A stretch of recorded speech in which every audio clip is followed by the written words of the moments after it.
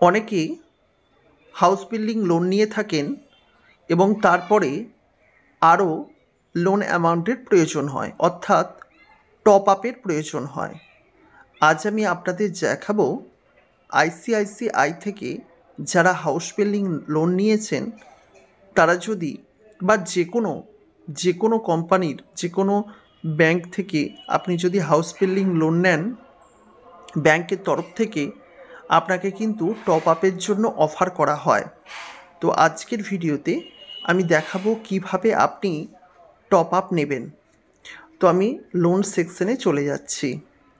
Loan সেকশনে গিয়ে আমার একটি লোন চলছে যেটায় 18,349 টাকা করে ইএমআই কাটছে 20 লক্ষ টাকার পরিপ্রেক্ষিতে। তো আমি যদি এই মুহূর্তে টপ আপ নিতে চাই, তো আমাকে ব্যাংকের তরফ থেকে একটা টপ আপ কিন্তু দেওয়া হচ্ছে। Instant house home loan top up amount 2.5 lakh, tenure 85 month. আমি যদি এই টপ আপটা নিতে চাই তো আমাকে কিন্তু বেশ কিছু বিষয় ফলো করতে হবে। আমি ম্যাক্সিমাম 2.5 লাখ নিতে পারবো, ম্যাক্সিমাম 84 মাসে আমাকে শোধ করতে হবে। আমার ইন্টারেস্ট রেট হচ্ছে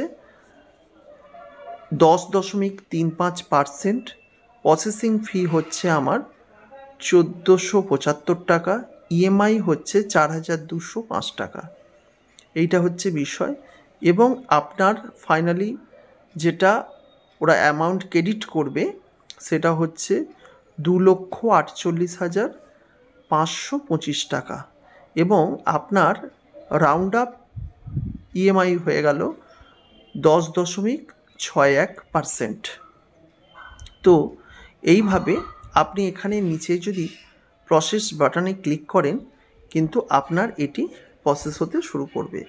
এক্ষেত্রে আপনি কিন্তু লোন অ্যামাউন্ট আপনার নিজের প্রয়োজন অনুযায়ী কিন্তু কমাতে পারেন, এবং কমালে সেক্ষেত্রে কিন্তু আপনার ইএমআইটাও কমে যাবে এবং প্রসেসিং চার্জও কিন্তু চেঞ্জ হয়ে যাবে। অর্থাৎ যে পরিমাণ লোন নেবেন তার উপরে ইএমআই এবং প্রসেসিং চার্জ কিন্তু নির্ভর করছে।